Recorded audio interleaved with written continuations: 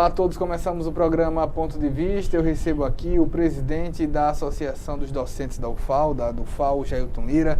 Agradecer, Jailton, por ter aceitado o nosso convite, debater a questão da educação, somente a educação do ensino superior. Vive um novo momento, não necessariamente um momento para se comemorar, mas um momento de mudança de rumos à educação superior no Brasil, principalmente a pública. Como a do UFAL avalia isso? É um prazer estar aqui conversando sobre as questões da universidade e da educação brasileira.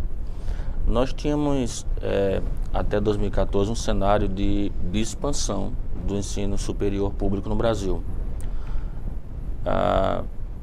O que acontece é que, de lá para cá, com a crise econômica que se aprofunda e com a nossa conjuntura política brasileira, a conjuntura política, social e econômica, a gente começou um processo de dificuldades que tem se avolumado a cada ano em razão dos cortes orçamentários que o governo federal vem proporcionando no orçamento das universidades.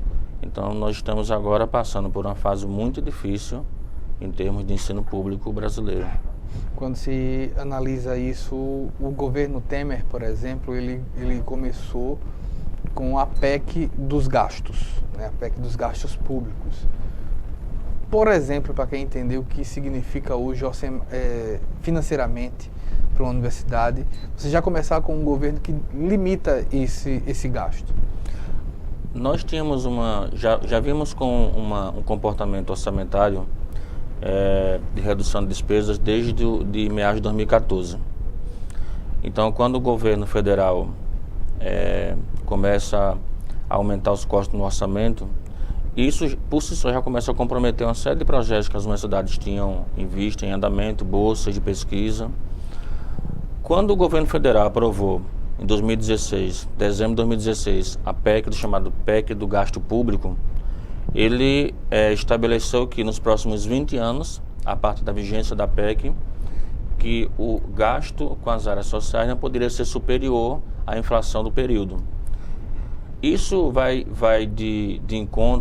ao encontro de problemas que a gente já tinha antes, e também acaba limitando a ação de uma ação política feita pela sociedade brasileira, que foi a criação do PNE, do Plano Nacional de Educação. O que é que previa o PNE? Ele previa que o Brasil deveria investir, em termos orçamentários, 10% do PIB ao longo da vigência do plano, que eram 10 anos a partir de 2014. Então, quando a PEC do gasto público, a PEC 95 hoje, né, ela foi aprovada, automaticamente as metas do plano previstas, especialmente a meta 20, que é a meta que falava sobre o investimento de até 10% do PIB ao fim da vigência do plano, ela acaba sendo a mais prejudicada. E associada a essa meta 20, que é a previsão de gastos, nós tínhamos as outras metas que previam aumento de matrícula no ensino fundamental, aumento de matrícula no ensino médio, formação de professores, melhoria da remuneração docente e dos funcionários de escola. Então tem um conjunto de medidas que o Plano Nacional previa, que com a aprovação da PEC, a gente não vê perspectiva de que o plano consiga ser efetivado. Por exemplo, uma universidade como a UFAL, com essa PEC, ela fica praticamente sem poder contratar. Quando nós fazemos a avaliação do custo que o governo federal tinha com a universidade brasileira, quando comparamos 2014 com a projeção do orçamento para 2018, nós temos uma redução automaticamente de 50% em verba de custeio. Investimento é o que mais foi prejudicado. Então, isso também compromete, de fato, a contratação de professores, mas não só isso, né? Porque além da PEC, do gasto público, o governo editou a medida provisória agora, a MP 805, que suspende a partir de fevereiro reajuste salarial, aumenta a contribuição previdenciária, ou seja, além de não poder contratar no ritmo que a gente precisava, dada a quantidade de pessoas que vão se aposentando e a carência real que existe em decorrência da expansão da universidade pública, que ocorreu nos últimos anos, nós temos ainda um problema dos que estão trabalhando na universidade hoje, que é exatamente não ter o reajuste acordado E além disso tem uma redução salarial, porque se não há um reajuste e o governo aumenta a contribuição previdenciária de quanto para quanto? 11 para 14%. Mas ainda não passou, né? A MP, ela foi editada para começar a vigorar em fevereiro de 2018. Mas essa de 11 para 14 não seria também com a reforma previdenciária? Não, é uma MP específica. Uma MP específica que já aumenta de 11 para 14%. 11 para 14%, suspende reajuste e suspende as progressões salariais. Ou seja, o servidor fez uma qualificação, tem um mestrado, doutorado, vai fazer um requerimento para ter a progressão de carreira e isso, pela MP, que o governo editou, estaria automaticamente proibido. Assim como também as progressões, que a gente chama de progressão horizontal, por tempo de serviço, a mesma coisa. Você pode passar o resto da carreira ganhando o mesmo em termos de poder de ganho, verdade, ou menos. Ela prevê essa situação para 2018. Mas o que é que acontece? 2018 é ano eleitoral. Qual é a tendência de qualquer governo que assume a gestão de um país no primeiro ou segundo ano de mandato? É procurar enxugar as contas, teoricamente organizar a casa. Então, o nosso receio é que essa medida provisória signifique não algo temporário, mas algo permanente a perder de vista. A perder de vista. E o governo Temer, o presidente Temer, já escolheu quem é o vilão do Estado? Já escolheu o próprio Estado e, associado ao Estado, o servidor público. Como vocês recebem essa informação?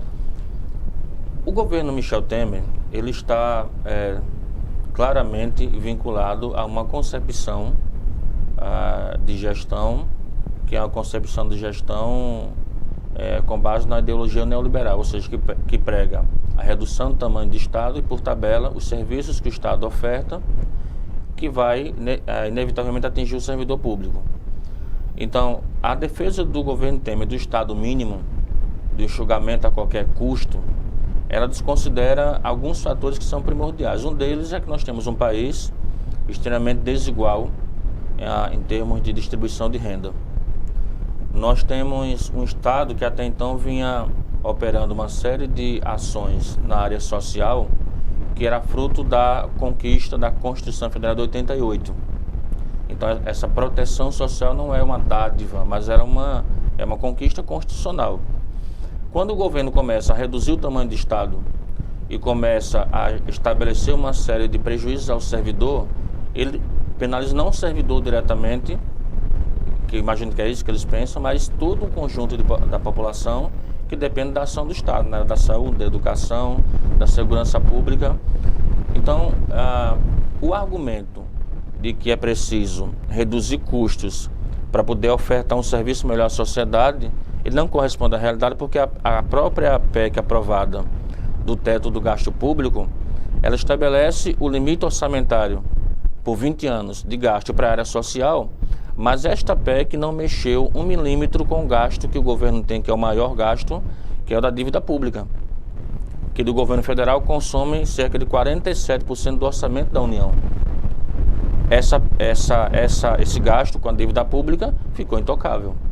Portanto, se for para discutir questão orçamentária, controle de gastos, por que é que não começa pelo maior gasto de uma dívida que não é auditada, mas que o governo insiste em fazer o pagamento religiosamente às custas de um serviço melhor para a população?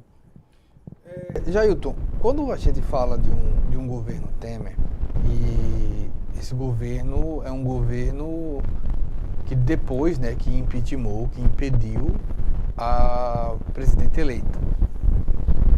E aí você tem em 2018, novamente, um cenário de eleição. Qual a avaliação do FAO? O que se prepara uma vez que você elege servidores públicos? Quantos servidores públicos temos? Somente na área de educação superior. A UFAL deve ter algo em torno de 2.000. Aproximadamente. Exato, O Brasil, professores, né? Professores. Se você botar os outros servidores, você já vai para 3.000 fácil. Passa um pouco mais, não é isso? Chega a quase 4. Não é perigoso você eleger o servidor público, uma vez que próximo ano é ano de eleição, para inimigo? essa forma de atuação na gestão pública não é uma coisa nova. Nós já passamos no Brasil nos anos 90 por algo muito parecido, só que agora me parece que é a coisa é muito mais grave, porque nós vimos primeiro de uma situação em que o Estado cumpriu o seu papel, que é trazer uma melhoria de vida para as pessoas que mais precisam. Então a gente começa a ver uma regressão daquilo que a gente tinha conquistado nos últimos anos. Por outro lado, é mais grave porque o governo não está fazendo o que se fazia, que era estabelecer um ajuste fiscal para os próximos 5, 12 ou 3 anos. A PEC aprovada do gasto, ele vai para 20 anos. Então, esses 20 anos significa dizer que o Brasil, se for gastar com base no crescimento inflacionário que cada vez mais diminui, ele vai investir cada vez menos na área social, no serviço público. E aí o que é que acontece? Alguém pode perguntar, mas aí não teria como o mercado atuar no sentido de corrigir essas falhas do setor público? Todo mundo sabe como é que o mercado atua na área da educação, na área da saúde, cobrando um serviço caro e ineficiente. Então, em um país como o nosso, injusto, a gente precisaria do Estado forte que promovesse essa justiça social e a distribuição de renda. Tanto é que muitas vezes quando a gente vê alguns parâmetros que o próprio governo utiliza, a própria grande mídia utiliza para falar sobre qualidade de vida, a gente percebe que eles sempre vão para países europeus que têm o Estado como principal agente de distribuição de renda e promoção da igualdade. Mas não se cria no Brasil, e se permite que se crie, de certa maneira, uma imagem de ineficiência do poder público? Eu vou dar um exemplo. A gente está aqui falando, você é um representante de uma universidade, de docentes da universidade pública. Se a gente pegar um ranking, hoje, a primeira universidade considerada em termos de pontos por outras instituições é a USP. É uma universidade pública, estadual. Em seguida, você vai ter, pelo menos, dentre as 10, umas 5 ou 6 também públicas. Isso não é eficiência? Isso tem uma explicação. Certo. Eu acho que a gente tem que sempre buscar analisar quais são as causas. Se nós pegarmos, por exemplo, o orçamento das universidades federais até 2015, nós tínhamos um gasto para as 57 universidades de cerca de 20 bilhões ano. Era o orçamento do governo federal para as universidades públicas federais. Quando nós compararmos o gasto do estado de São Paulo para as 3 maiores, a USP, Unicamp e Unesp, ele gastava 10 bilhões para 3. Então você tem aí uma razão clara e objetiva que faz com que a gente tenha universidades públicas estaduais com uma situação muito melhor organizada estruturalmente, porque eles têm, ou tinham, não sei como é que está o cenário hoje, mas tinham um principal. Então, se você tem 10 bilhões para trabalhar com 57 universidades federais, se você tem 20 para trabalhar com 13, é claro que a eficiência acaba sendo... Como representante de professores, também chega um certo momento que também a gente está discutindo um pouco da política pública da educação. Exemplo, apesar de ser 10 bilhões para 3 universidades, a USP, por exemplo, reclama quase sempre que tem salários, às vezes, abaixo das outras universidades públicas. Hoje o problema de investimento, onde é que está? É de salário dos professores, é de investimento em infraestrutura, é de... Onde é que está essa questão? Porque, assim, que falta dinheiro, não há muito o que se discutir. O FRJ está praticamente quebrado, a USP reclama sempre, a UFAL a gente tem conhecido a realidade. Qual o problema que se tem? É falta de dinheiro ou falta de gestão? Acho que o principal, primeiro, é condição de funcionamento. E aí a gente pode tratar tanto do orçamento, do recurso, como da estrutura. A universidade tem que trabalhar com base nos parâmetros de ensino, pesquisa e extensão. Nós temos uma situação de alguns cursos da universidade que não conseguem trabalhar como deveriam porque falta laboratório, falta equipamento, e aí a gente entra na questão do recurso. É claro que se você pegar alguns casos isolados, a gente pode considerar que há problemas de gestão localizados, mas para quem conhece o setor público, e o setor público federal não é diferente, existem parâmetros rigorosos para a utilização do gasto público. Então, necessariamente, esse argumento de que há problema de gestão, ele não pode ser generalizado, porque você não pode pegar casos pontuais. Os últimos 2 casos, que foi a Federal de Santa Catarina e a Federal de Minas, quando a gente vai analisar qual é o motivo da denúncia, você percebe que a Polícia Federal faz uma ação desastrosa. No último caso agora, que foi de Santa Catarina, uma condução coercitiva antes sequer de chamar as pessoas para deporem tranquilamente, voluntariamente.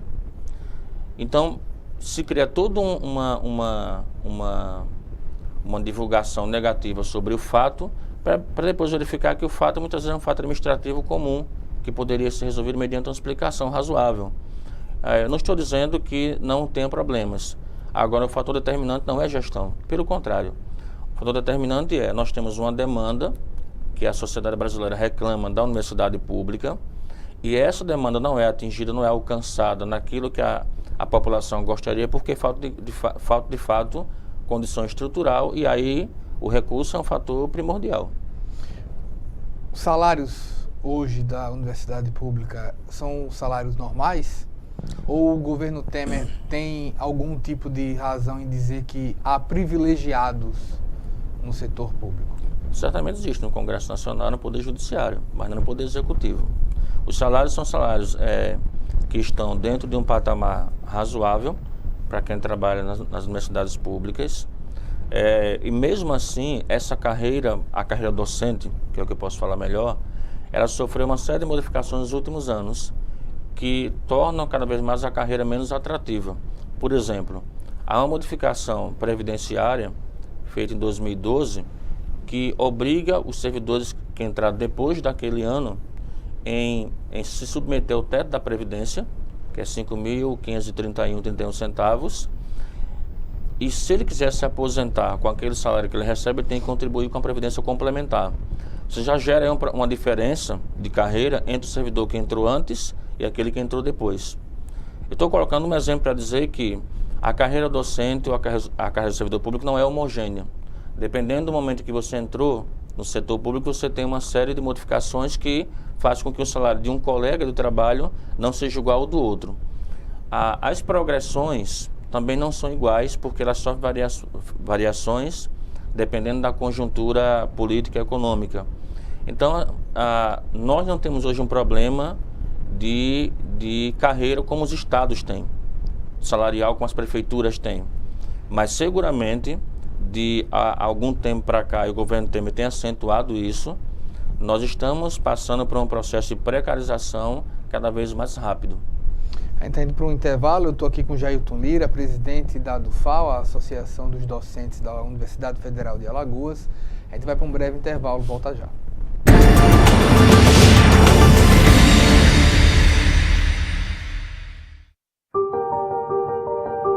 Nous avons demandé à des enfants de jouer à un célèbre jeu de société.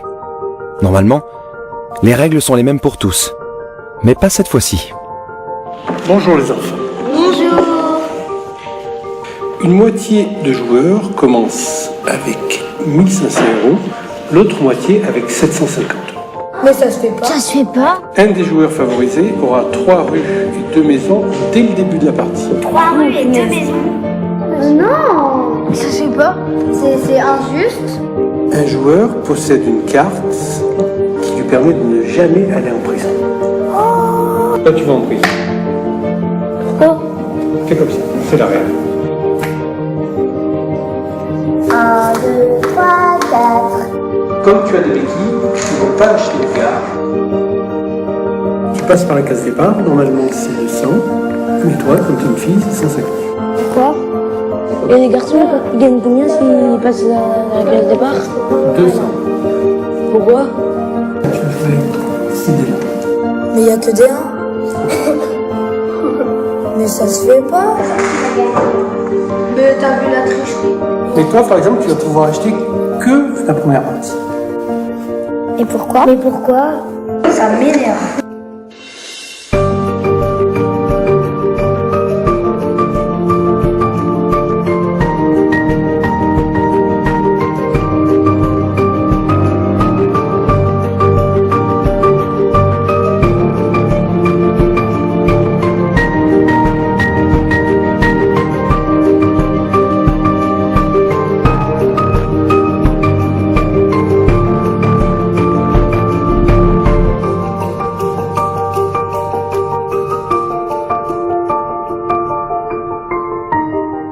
Mais les nouvelles règles, je crois qu'elles sont pas très justes en fait. Je crois même qu'elles sont pas justes du tout.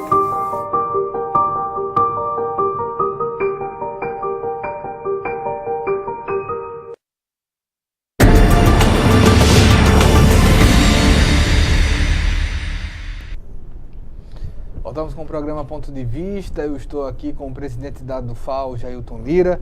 A gente tem falado desses cortes, orçamentos, mas o professor hoje, que está nas universidades públicas, a Universidade Federal de Alagoas como um exemplo, o que é que ele se ressente mais? É de salário, é de estrutura? Ou ele se ressente, ou ele se preocupa com o futuro, com tudo pode ainda piorar? É isso mesmo, você acabou de responder o que você mesmo perguntou. A gente tem um conjunto de coisas que a gente tem que ficar atento e procurar se organizar para evitar que eles piorem. Então, a questão estrutural é uma questão para possibilitar ensino, pesquisa e extensão, é uma situação que cada dia tem ficado mais complicado.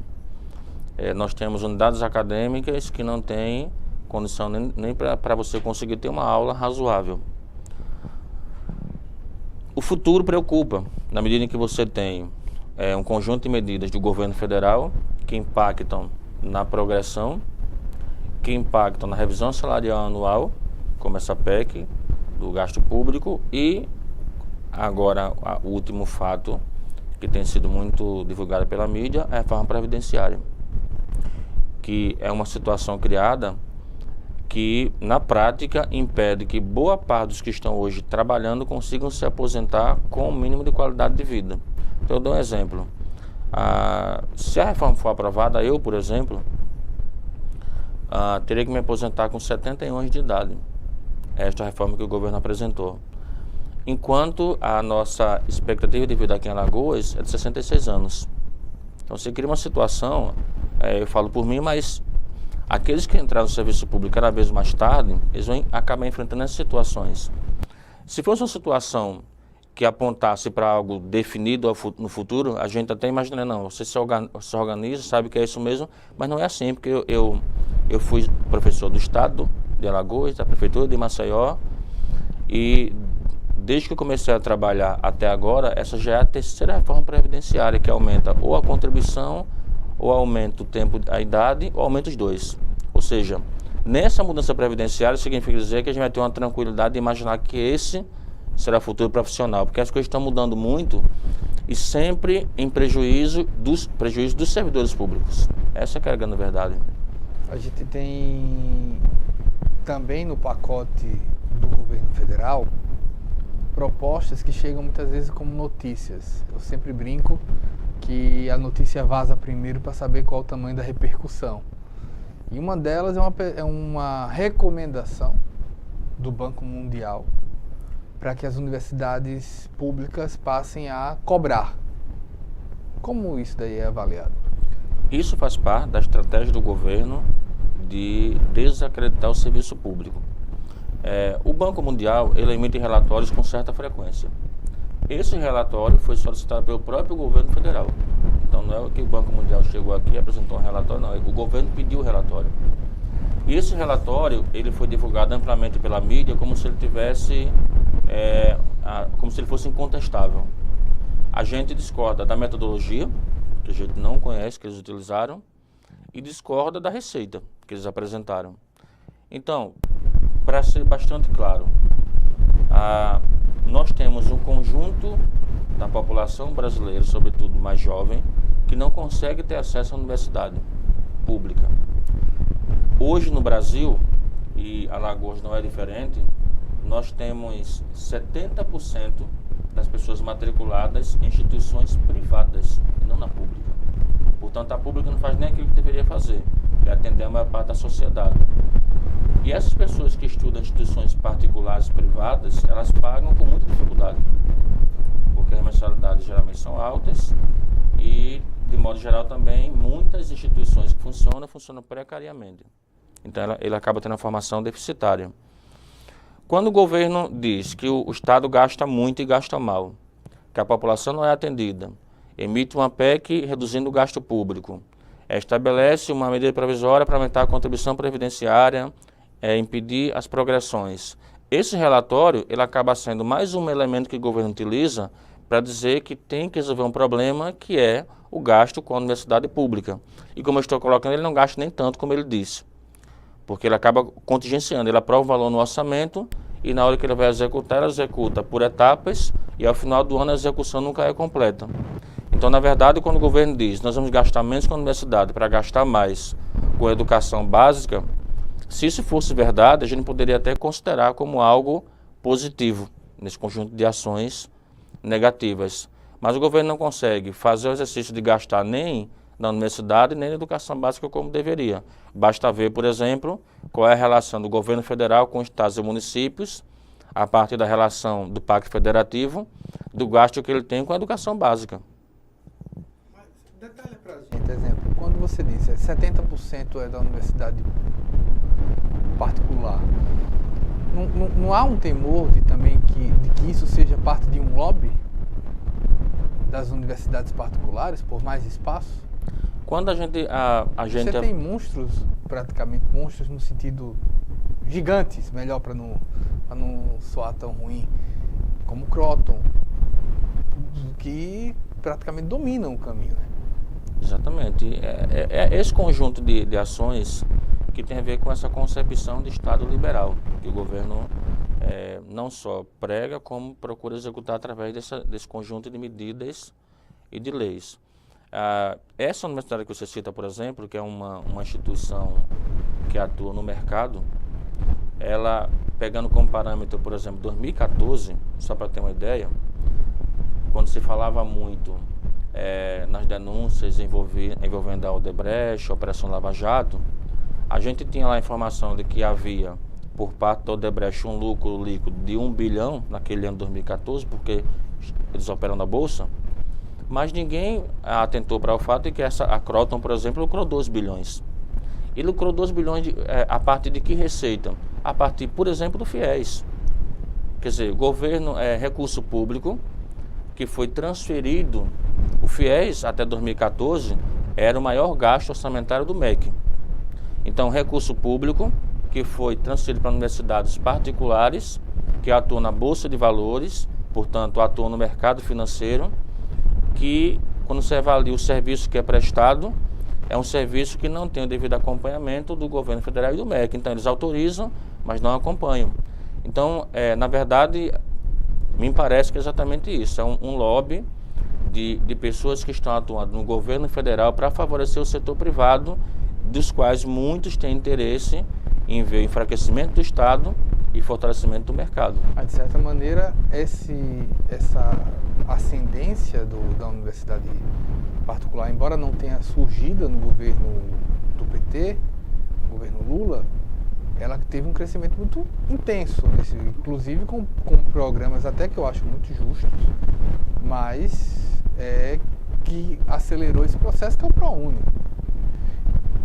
Como balancear isso? Qual é o papel da universidade pública?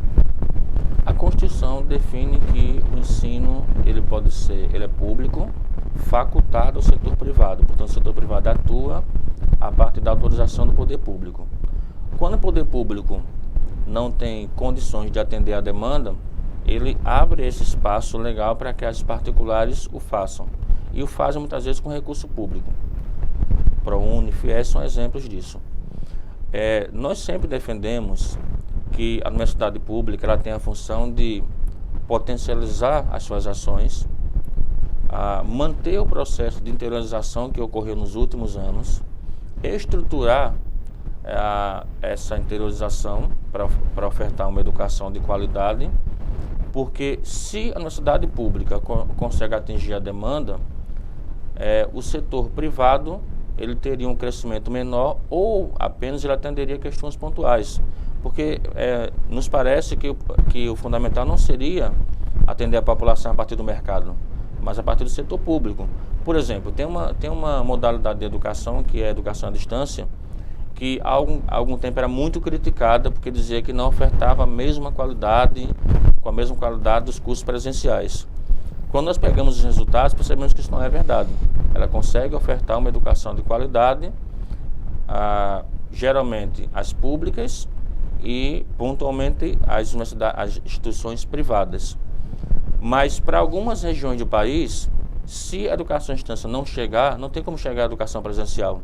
Então a gente reconhece que é algo que é necessário para dar conta desse imenso território brasileiro. Mas não é a regra. Ela vai atender casos pontuais, ela vai atender como educação complementar, onde a educação presencial não consegue chegar. Então a mesma coisa seria a ação das instituições privadas de ensino superior, atender naqueles momentos, naquelas circunstâncias que o público não conseguiria fazê-lo. Pois bem, a gente vai para mais um intervalo. No retorno a gente volta a falar aqui com o Jailton Lira, ele que é presidente da ADUFAL. A gente volta já.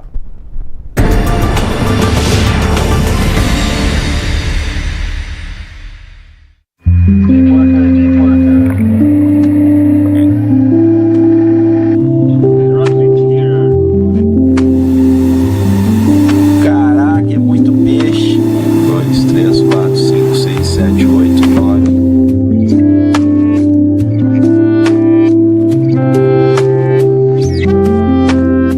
Esse novo bioma, esse ecossistema único no mundo, pode ser afetado em caso de um vazamento. E é por isso que a gente quer que as empresas desistam de quaisquer planos de explorar petróleo na região. E por isso que a gente precisa da sua ajuda, seja assinando a petição, seja compartilhando, indo para as ruas para passar essa mensagem.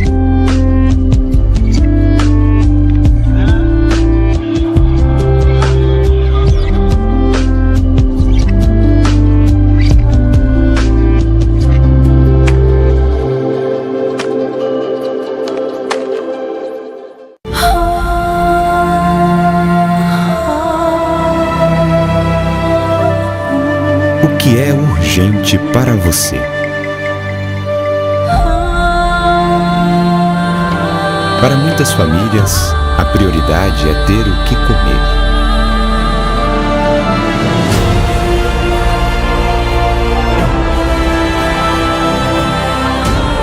Muito triste aqui, sem água.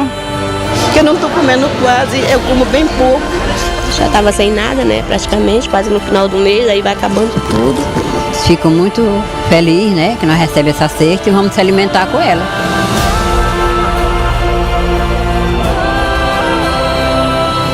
Quando a LBV chamar, diga sim.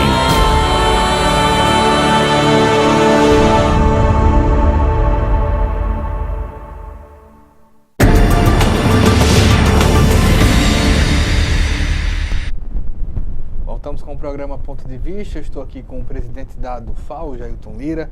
Jailton, eu fiz um cálculo aqui rápido e levando em conta um professor iniciante de doutorado, com um doutorado dando aula na universidade pública, é média, isso é um cálculo grosseiro, mas ele recebe em torno de R$170 por hora aula.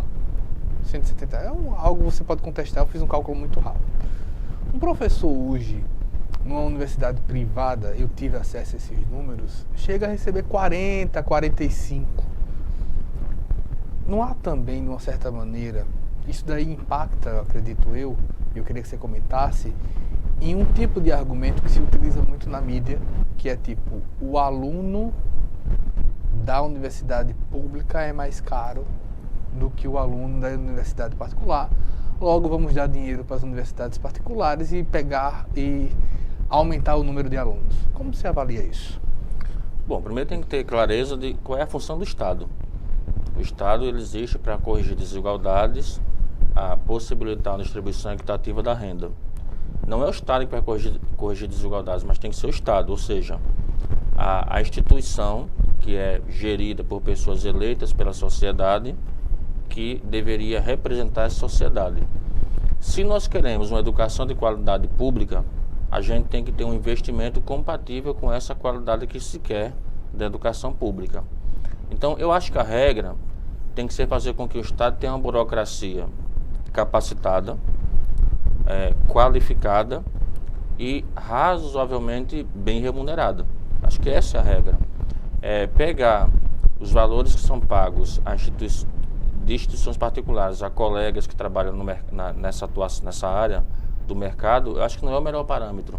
Deveria ser o contrário. O parâmetro que as particulares deveriam adotar como regra deveria ser aquilo que o poder público pratica, mas pratica nas universidades e institutos federais.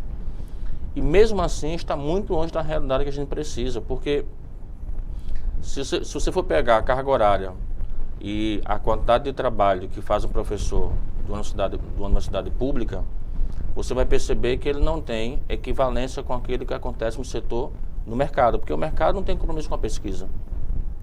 O compromisso é com as aulas dadas. A gente está falando de uma realidade que o professor tem que ter, não só as aulas que ele tem que trabalhar, o processo pedagógico com seus estudantes, mas sobretudo ações de extensão que envolvam articulação com a sociedade e ações de pesquisa. E esse trabalho intelectual, esse trabalho esse esforço intelectual que é feito, ele não é feito com pessoas que não têm qualificação. Então, para você manter no setor público pessoas que possam atender a sociedade com o mínimo de qualidade, você tem que ter uma remuneração razoável. Que no nosso caso, acho que não é aquilo ainda que a categoria precisaria para trabalhar com o mínimo de qualidade. Mas não chega a ser um peso de argumento você mesmo assim trabalhar com essa perspectiva? Porque, exemplo, a gente está num campo, principalmente num campo, um momento histórico, por exemplo.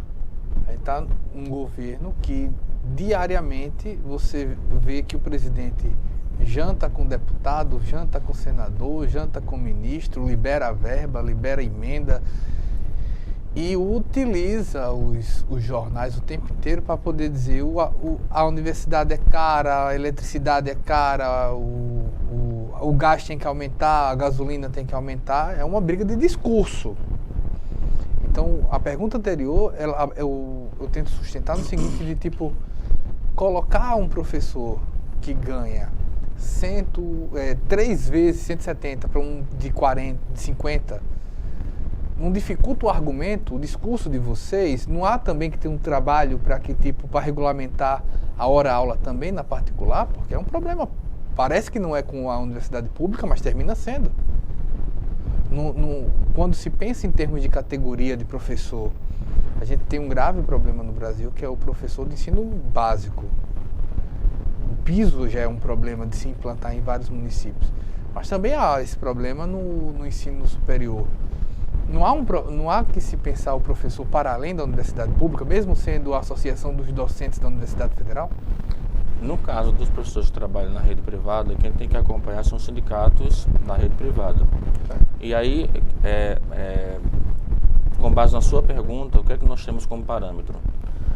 Se o governo ele regulamenta minimamente a atuação de instituições privadas no ensino superior, também deveria regulamentar a carreira desses profissionais, que não faz. Ele deixa a critério do mercado definir qual é o salário compatível, razoável para esses colegas que estão trabalhando no setor privado. Esse argumento tem muito a ver com o argumento que foi difundido amplamente a partir do relatório do Banco Mundial, de que os servidores públicos ou que os professores, eles ganham acima da média dos países da OCDE. Ora, qual é a base salarial média da população desses países e qual é a nossa base salarial média da população brasileira? Porque é claro que se você for comparar quanto ganha um servidor público na esfera federal em relação ao salário mínimo, pode parecer que é um valor muito alto. Se você for pegar qualquer país europeu, você tem uma realidade muito diferente, porque o salário mínimo, de fato, ele consegue cobrir as despesas básicas de qualquer pessoa. Portanto, o piso, o patamar, ele é muito mais elevado do que a média da população brasileira. E, por outro lado, existe um outro equívoco no relatório, que é o seguinte: mesmo que o relatório diga que os salários são acima da média dos países pesquisados, tem que levar em conta que nos países europeus as pessoas não têm custo com, por exemplo, previdência privada, não tem custo com plano de saúde, não tem que ter um carro particular porque não confiam e não podem contar com transporte público. Ou seja, o salário dos países europeus que estão nessa pesquisa são salários de um conjunto de pessoas que contam com serviço público que funciona, que não é o nosso caso. Então, de modo geral, se nós levarmos em conta qual é o custo de vida de um país como o Brasil em comparação com qualquer país europeu, a realidade é muito diferente. A gente também queria conversar contigo sobre outra ação, não do governo, embora já tenha sido arquivada até no Congresso, mas bastante levantada, inclusive aqui em Alagoas, que é a escola sem partido. A docência está num momento de crise, né, professor? Já tem muitos anos isso, essa crise não começou agora. Mas é a partir dessa crise que propostas como essas aparecem. Eu acho que a crise é da sociedade brasileira. Porque o que é que acontece com a educação brasileira? Nós tivemos um crescimento das matrículas a partir do processo de urbanização, que começa no fim dos anos 70, início dos anos 70, e esse processo de crescimento do setor público, em particular com a educação básica, ele se dá em detrimento do investimento. Então, o governo começa a ofertar mais vagas, mas sem manter um padrão de investimento compatível com o crescimento dessas vagas. Então, esse processo de empobrecimento da categoria docente ou de precarização começa a partir daí. Ao mesmo tempo, nós temos uma sociedade que cada vez mais, por falta desses parâmetros mínimos civilizatórios e educacionais, dessa escolaridade básica que é importante que todos tenham, eles começam a delegar a escola, a educação como um todo. E nós sabemos que a escola não pode ser a única responsável pela educação dos jovens e das crianças, que é exatamente do que trata a Constituição. A educação é dever de todos, incluindo da família. Então, o que acontece? Quando nós temos uma educação que é avaliada negativamente, a sociedade começa a questionar essa educação que é ofertada à população. E nesse questionamento existem uma série de acusações que não procedem, mas que começam a tentar colocar a escola contra a sociedade, ou melhor, o professor contra a sociedade. Então, com esse crescimento do conservadorismo, do preconceito que o país tem vivenciado nos últimos anos, é que um projeto como esse, de cunho claramente fascista, vem à tona. E Alagoas, infelizmente, é o primeiro estado da federação foi a aprovar essa lei, que depois se disseminou por outros estados da federação, que infelizmente agora o senador que propôs isso no Congresso Nacional pediu o arquivamento do projeto em razão de uma série de perdas judiciais e de avaliações jurídicas que o projeto vem passando. Mas é um ataque claro à liberdade de ensino? É um ataque à liberdade de ensino, à autonomia docente, porque, veja, não é a sociedade ou não é a família que detém instrumentos teóricos e pedagógicos para, do ponto de vista da educação, fazer com que as pessoas tenham uma educação de qualidade. Você há de concordar comigo que, se eu não sou da área de engenharia, eu vou ter muita dificuldade em fazer propostas nessa área. Direito, a mesma coisa, medicina, a mesma coisa. Na educação, não sei por que cargas d'água, acho que tem muito a ver com esse crescimento sem investimento. Todos acham que entendem de educação e podem dizer como é que o professor tem que trabalhar. Se o professor abrir mão da liberdade pedagógica, da autonomia que ele tem, nós estamos delegando essa responsabilidade para pessoas que nem sempre têm uma concepção de educação muito clara. E muitas vezes se deixam influenciar por boatos e por informações que também não correspondem à verdade. Mas você acredita que há algum tipo de doutrinação nas universidades? Não acho que haja isso. Qual é o cenário ideal? Se você vai trabalhar alguma disciplina na área, por exemplo, de humanas, eu acho que na área de economia ou na área de conhecimentos pedagógicos, o ideal seria que os professores e os profissionais eles apresentassem as várias vertentes pedagógicas, ideológicas, teóricas sobre aquele ponto de vista. E aí você vai confrontar, comparar aquilo com o que o estudante traz como experiência familiar. Esse é o cenário ideal. Nem sempre isso acontece, mas é mais em razão da falta de informação que os estudantes trazem da sua família, porque se o Estado é um Estado laico, a gente também não pode privilegiar um outro tipo de concepção, que é a concepção com base em valores morais e religiosos. Então, a escola sem partido, na verdade, ela não está defendendo a liberdade de expressão dos estudantes, a liberdade de pensamento. Pelo contrário, ela está contestando o Estado laico que surgiu com a República. Tanto é que todas as acusações feitas a partir desse projeto de escola sem partido, que começou com aquela polêmica da ideologia de gêneros há 2 anos, esse debate todo, quando nós vamos verificar o que é sempre um debate moralista. Então não há uma discussão filosófica, pedagógica, teórica sobre as questões que a escola e a universidade vem se defrontando. Pelo contrário. E outra coisa, subestima até a capacidade dos estudantes. Eles não são influenciáveis, manipuláveis, doutrináveis como eles estão defendendo. Pelo contrário. A universidade pública e a privada tem um conjunto de estudantes que cada vez mais se informam e não são assim influenciáveis facilmente. Pois bem, a gente está indo para o nosso último intervalo. Eu estou aqui com o Jailton Lira, ele que é presidente da DUFAL. A gente vai para um breve intervalo, voltamos já com o nosso último bloco.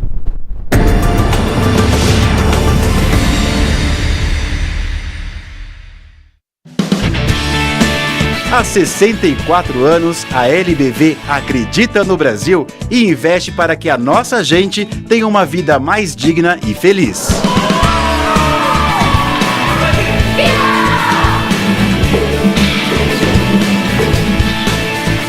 Seja um elo nessa corrente de amor, ajudando a transformar o nosso futuro. Ajude a mudar. Acesse lbv.org e colabore. A epidemia da AIDS completa 30 anos no Brasil. Ainda persistem óbitos e novas infecções. Um dos maiores desafios é o diagnóstico tardio, pois as pessoas chegam muito doentes ao serviço de saúde, tendo poucas chances de êxito no tratamento, mesmo que o SUS garanta medicação. Queremos, como igreja, informar a população sobre a importância do diagnóstico precoce para HIV. Isso significa orientar as pessoas a procurar o serviço de saúde para fazer o teste de HIV mesmo sem ter sintomas de doença. Preparamos uma campanha com folhetos, cartazes e materiais para rádio e televisão. Divulgue a campanha na sua paróquia. Meu irmão e minha irmã, cuide bem de você e de todos os que você ama. Faça o teste HIV.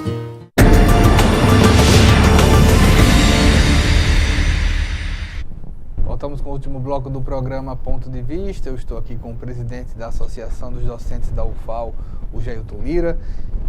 Nesse processo, toca de alguma maneira a política do governo de privatização, reforma trabalhista? Isso toca de alguma maneira os docentes da UFAL? Então, e tudo isso faz parte de um conjunto de medidas com o mesmo propósito: enfraquecer o Estado, atacar o servidor público, desacreditá-lo com o intuito de privatização, seja diretamente cobrando mensalidade, seja indiretamente através de parcerias público-privadas. Então, de alguma forma, as coisas acabam sempre interligadas. Você está eleito para a DUFAL. Qual o maior desafio da DUFAL?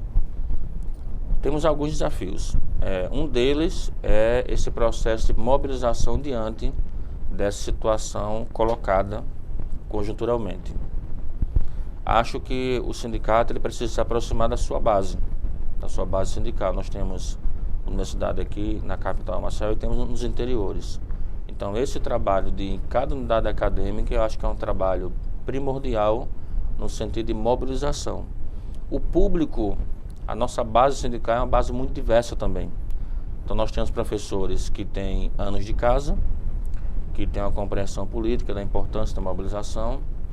Nós temos professores que vieram de um histórico de pesquisa acadêmica desde a época de estudante e foram aprovados via concurso público, que não tem essa tradição de militância.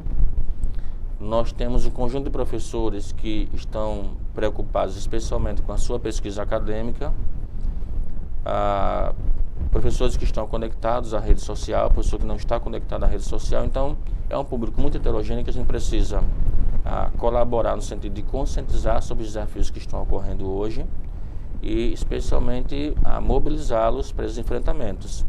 E, nesse sentido, nenhum aposentado escapa, porque essas medidas, essa MP, por exemplo, a última, a 805, ela inclusive estabelece o aumento da contribuição previdenciária até para o servidor aposentado. Então, não existe nada hoje intocável que não se mexe, que não se modifica.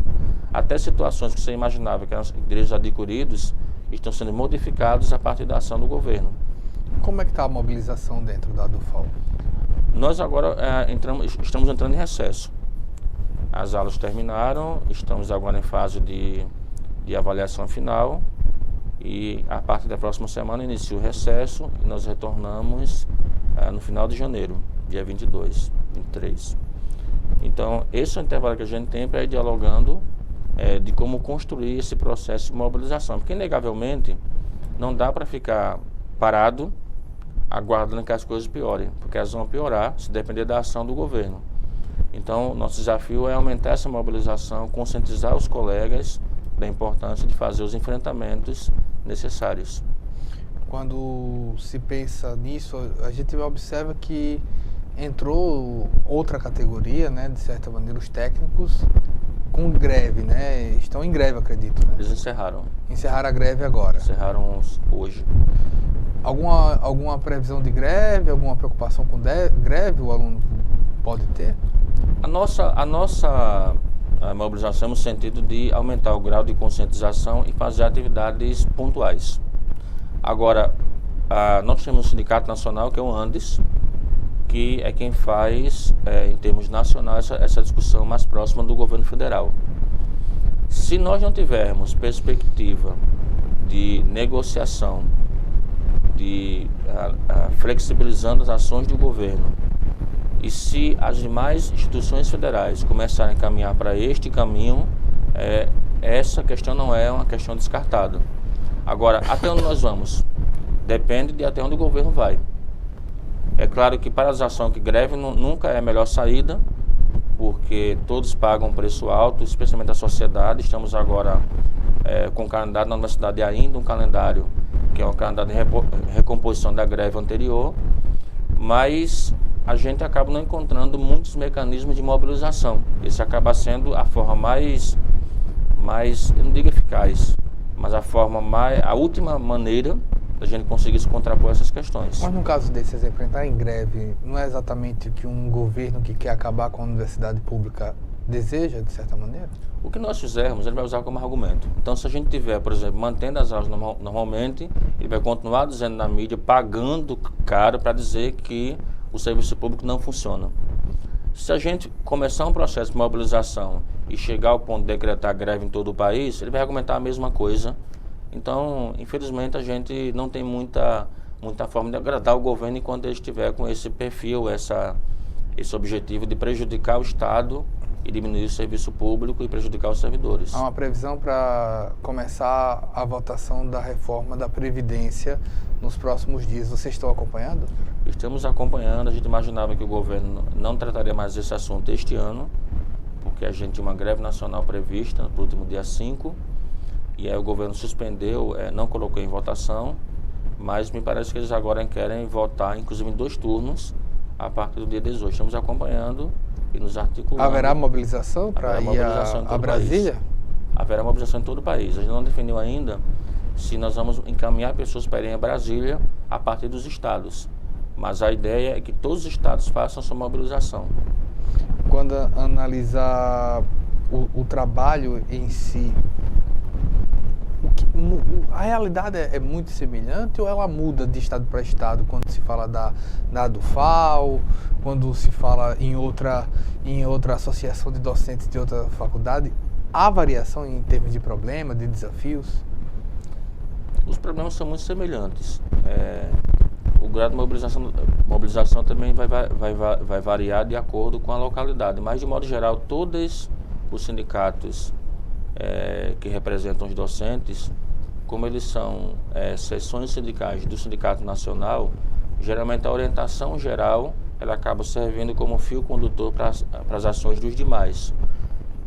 E a gente só consegue caminhar no sentido de fazer um enfrentamento devido a partir dessa unificação em todo o país.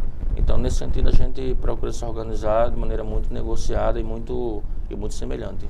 A DUFAL entende que o número de professores da UFAL já está normal ou tem carências? Nós temos carências, inclusive existe uma quantidade grande de professores substitutos que tem um prazo de contrato de até 2 anos E nós temos algumas áreas, sim, que nós temos que ter professores com qualificação para atender a demanda.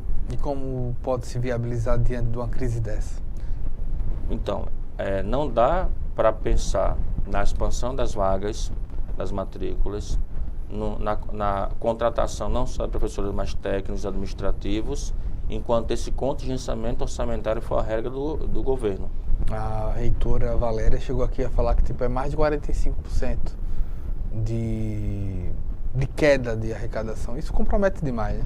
Compromete, por exemplo, agora nós temos notícia de que existem bolsas de estudantes atrasados, bolsa residência, a dificuldade de manter os serviços básicos como a estudo universitário.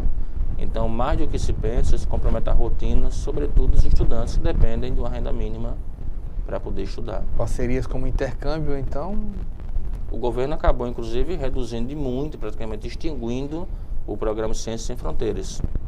Então, em um país que se fala muito na necessidade de se conectar ao mundo globalizado, você impedir que os jovens saiam para ter uma experiência internacional, me parece que não é muito coerente com o discurso que é pregado. Isso daí vai desaguar em outubro de 2018, de certa maneira.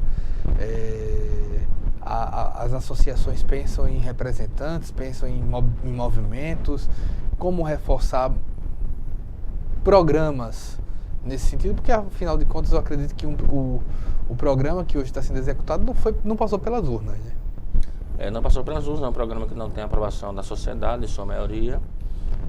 O sindicato trabalha com mobilização do seu associado.